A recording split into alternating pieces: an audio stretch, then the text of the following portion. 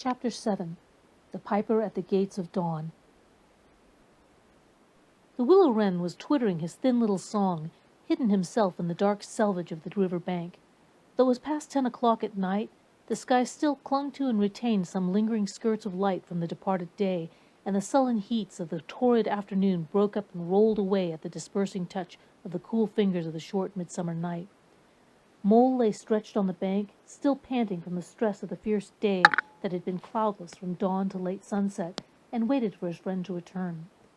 He had been on the river with some companions, leaving the water rat free to keep an engagement of long standing with Otter, and he had come back to find the house dark and deserted, and no sign of Rat, who was doubtless keeping it up late with his old comrade. It was still too hot to think of staying indoors, so he lay on some cool dock leaves and thought over the past day and its doings, and how very good they all had been. The rat's light footfall was presently heard approaching over the parched grass. "Oh, the blessed coolness," he said, and sat down, gazing thoughtfully into the river, silent and preoccupied. "You stayed to supper, of course," said the mole presently. "Simply had to," said the rat. "They wouldn't hear of my going before. You know how kind they always are. And they made things as jolly for me as ever they could right up to the moment I left. But I felt a brute all the time, as it was clear to me they were very unhappy, though they tried to hide it. Mole, I'm afraid they're in trouble. Little Portly is missing again, and you know what a lot his father thinks of him, though he never says much about it." "What, the child?" said the mole lightly. "Well, suppose he is. Why worry about it? He's always straying off and getting lost, and turning up again. He's so adventurous. But no harm ever happens to him.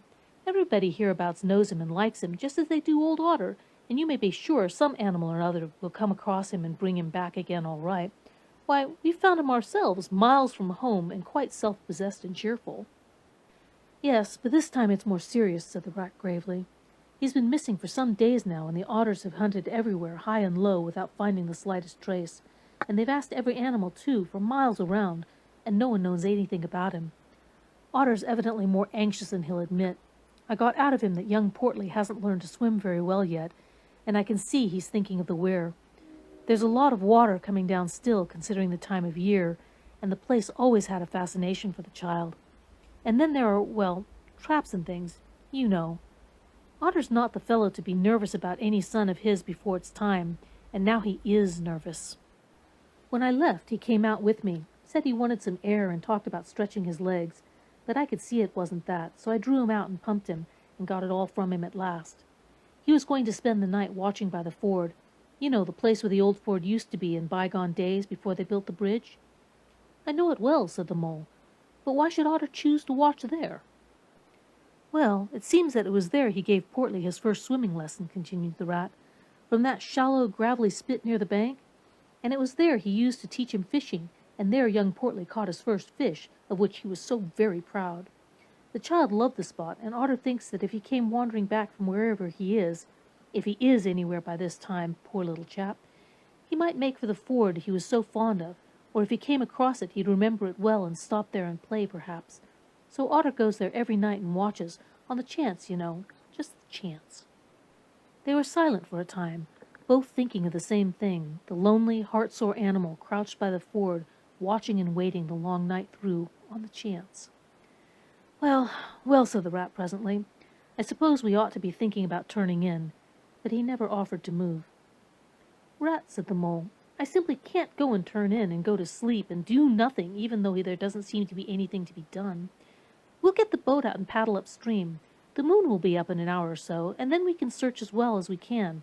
Anyhow, it'll be better than going to bed and doing nothing."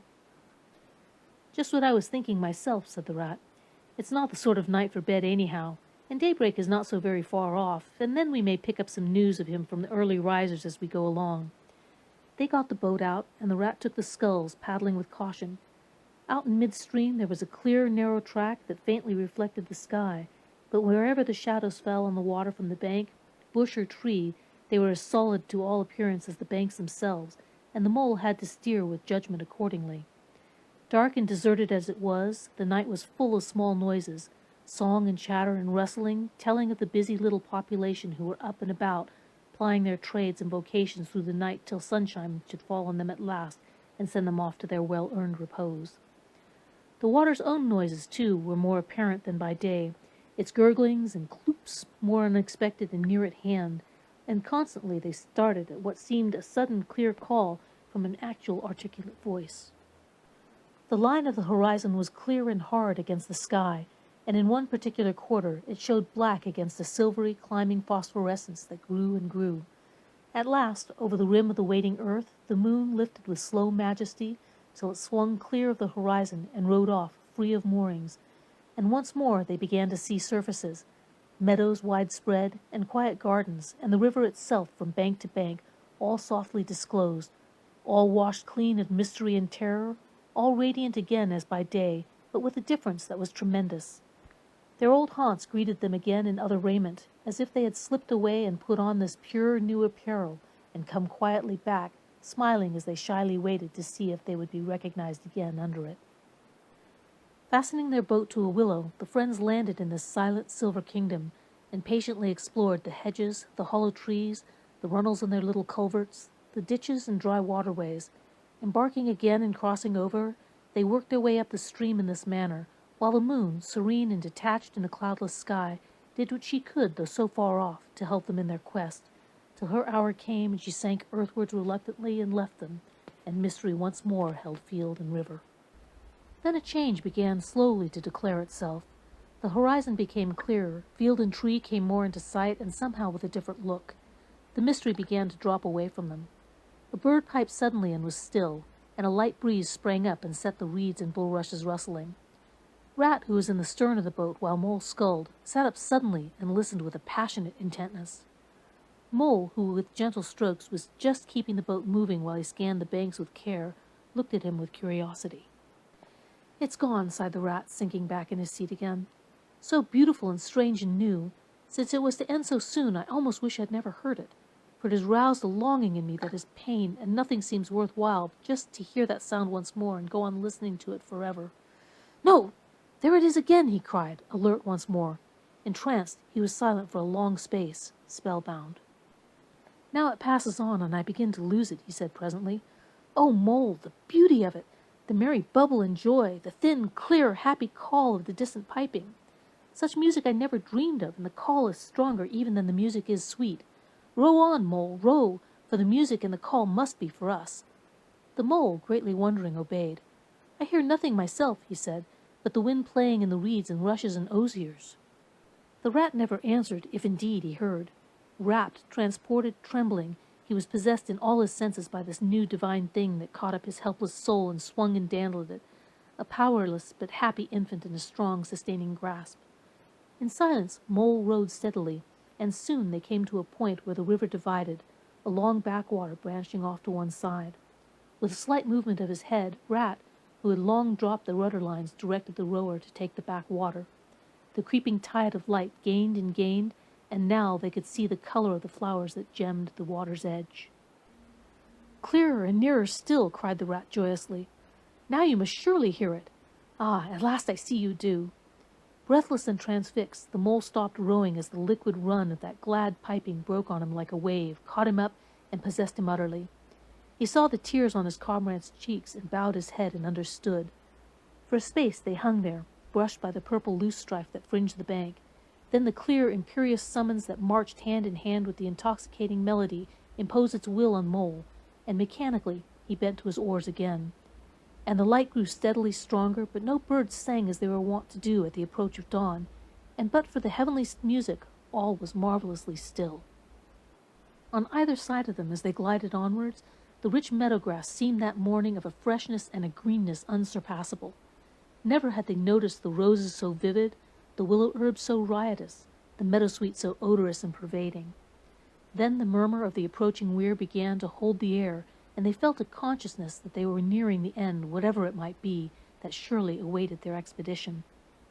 A wide half-circle of foam and glinting lights and shining shoulders of green water, the great weir closed the backwater from bank to bank, troubled all the quiet surface with twirling eddies and floating foam streaks, and deadened all other sounds with its solemn and soothing rumble.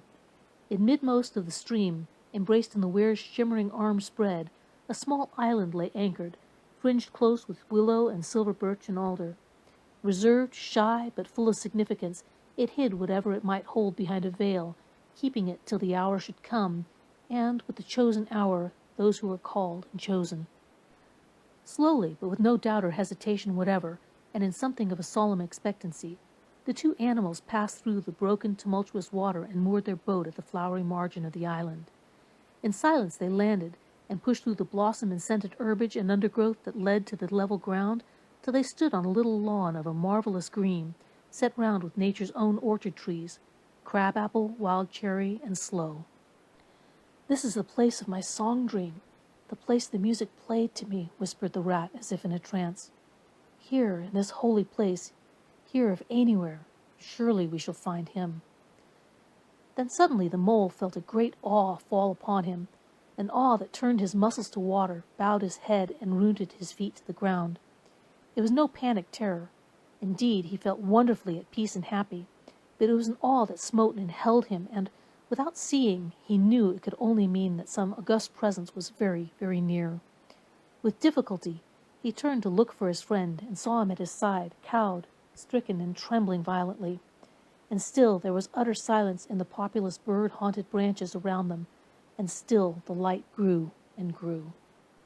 Perhaps he would never have dared to raise his eyes, but that, though the piping was now hushed, the call and the summons still seemed dominant and imperious.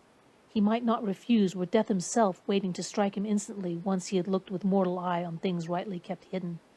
Trembling, he obeyed, and raised his humble head, and then, in that utter clearness of the imminent dawn, while nature, flushed with fullness and incredible color, seemed to hold her breath for the event, he looked in the very eyes of the friend and helper, saw the backward sweep of the curved horns, gleaming in the growing daylight, saw the stern hooked nose between the kindly eyes that were looking down on them humorously, while the bearded mouth broke into a half-smile at the corners, saw the rippling muscles on the arm that lay across his broad chest, the long, supple hand still holding the panpipes only just fallen away from the parted lips, saw the splendid curves of the shaggy limbs disposed in majestic ease on the sward, saw, last of all, nestling between his very hooves, sleeping soundly in entire peace and contentment, the little, round, podgy, childish form of the baby otter. All this he saw, for one moment, breathless and intense, vivid on the morning sky, and still as he looked, he lived, and still as he lived, he wondered. "Rat," he found the breath to whisper, shaking, "are you afraid?" "Afraid?" murmured the rat, his eyes shining with unutterable love. "Afraid? Of him? Oh, never, never! And yet, O mole, I am afraid." Then the two animals, crouching to the earth, bowed their heads and did worship.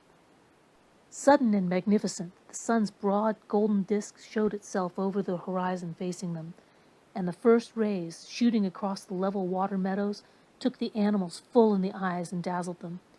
When they were able to look once more, the vision had vanished, and the air was full of the carol of birds that hailed the dawn.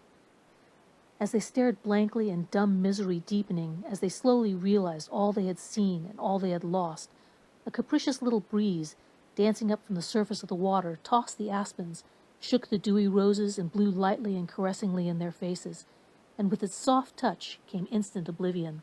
For this is the last best gift that the kindly demigod is careful to bestow on those to whom he has revealed himself in their helping, the gift of forgetfulness, lest the awful remembrance should remain and grow and overshadow mirth and pleasure, and the great haunting memory should spoil all the afterlives of little animals helped out of difficulties, in order that they should be happy and light-hearted as before. Mole rubbed his eyes and stared at Rat, who was looking about him in a puzzled sort of way. "I beg your pardon? What did you say, Rat?" he asked. "I think I was only remarking," said the rat slowly, "that this was the right sort of place, and that here, if anywhere, we should find him. And look, why, there he is, the little fellow," and with a cry of delight he ran towards the slumbering Portly. But Mole stood still a moment, held in thought, as one wakened suddenly from a beautiful dream who struggles to recall it and can recapture nothing but a dim sense of the beauty of it, the beauty, till that too fades away in its turn, and the dreamer bitterly accepts the hard, cold waking and all its penalties. So Mole, after struggling with his memory for a brief space, shook his head sadly and followed the rat. Portly woke up with a joyous squeak and wriggled with pleasure at the sight of his father's friends who had played with him so often in past days. In a moment, however, his face grew blank, and he fell to hunting round in a circle with a pleading whine, as a child that has fallen happily asleep in its nurse's arms and wakes to find itself alone and laid in a strange place, and searches corners and cupboards and runs from room to room, despair growing silently in its heart. Even so, Portly searched the island and searched, dogged and unwearying, till at last the black moment came for giving it up and sitting down and crying bitterly. The mole ran quickly to comfort the little animal, but Rat, lingering, looked long and doubtfully at certain hoof marks deep in the sward.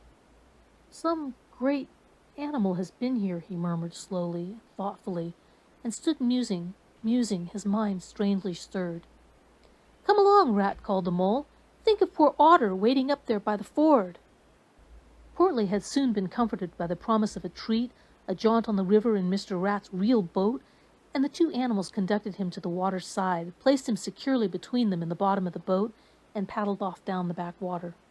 The sun was fully up by now and hot on them. Birds sang lustily and without restraint, and flowers smiled and nodded from either bank, but somehow, so thought the animals, with less of richness and blaze of color than they seemed to remember seeing quite recently somewhere. They wondered where. The main river reached again, they turned the boat's head upstream towards the point where they knew their friend was keeping his lonely vigil. As they drew near the familiar ford, the mole took the boat into the bank, and they lifted Portly out and set him on his legs on the tow-path, gave him his marching orders and a friendly farewell pat on the back, and shoved out into midstream. They watched the little animal as he waddled along the path contentedly and with importance, watched him till they saw his muzzle suddenly lift and his waddle break into a clumsy amble as he quickened his pace with shrill whines and wriggles of recognition. Looking up the river, they could see Otter start up, tense and rigid, from out of the shallows where he crouched in dumb patience, and could hear his amazed and joyous bark as he bounded up through the osiers onto the path. Then the mole, with a strong pull on one oar, swung the boat round and let the full stream bear him down again, whither it would, their quest now happily ended. "I feel strangely tired, Rat," said the mole, leaning wearily over his oars as the boat drifted. "It's being up all night, you'll say, perhaps, but that's nothing. We do as much half the nights of the week at this time of year." "No, I feel as if I'd been through something very exciting and rather terrible, and it was just over, and yet nothing particularly happened." "Or something very surprising and splendid and beautiful," murmured the Rat, leaning back and closing his eyes. "I feel just as you do, Mole, simply dead tired, though not body tired. It's lucky we've got the stream with us to take us home. Isn't it jolly to feel the sun again soaking into one's bones, and hark to the wind playing in the reeds?" "It's like music, far-away music," said the Mole, nodding drowsily. "So I was thinking," murmured the Rat, dreamful and languid. "Dance music, the lilting sort that runs on without a stop, but with words in it, too. It passes into words and out of them again. I catch them at intervals, and then it's dance music once more, and then nothing but the reeds' soft, thin whispering." "You hear better than I," said the Mole sadly. "I cannot catch the words." "Let me try and give you them," said the Rat softly, his eyes still closed. "Now it's turning into words again, faint but clear. Lest the awe should dwell, and turn your frolic to fret, you shall look on my power at the helping hour, but then you shall forget. Now the reeds take it up, forget, forget, they sigh, and it dies away in a rustle and a whisper. Then the voice returns. Lest limbs be reddened and rent, I spring the trap that is set. As I loose the snare, you may glimpse me there, for surely you shall forget. Row nearer, Mole, nearer to the reeds. It's hard to catch, and it grows each minute fainter. Helper and healer I cheer, small waifs in the woodland wet, strays I find in it, wounds I bind at it, bidding them all forget. Nearer, Mole, nearer. No, it's no good, the song has died away into reed talk. But what do the words mean? Asked the wondering Mole. That I do not know, said the Rat simply. I passed them on to you as they reached me. Ah, now they return again, and this time full and clear. This time at last it's the real, the unmistakable thing, simple, passionate, perfect. Well, let's have it then, said the Mole after he had waited patiently for a few minutes, half dozing in the sun. But no answer came. He looked and understood the silence. With a smile of much happiness on his face and something of a listening look still lingering there, the weary Rat was fast asleep.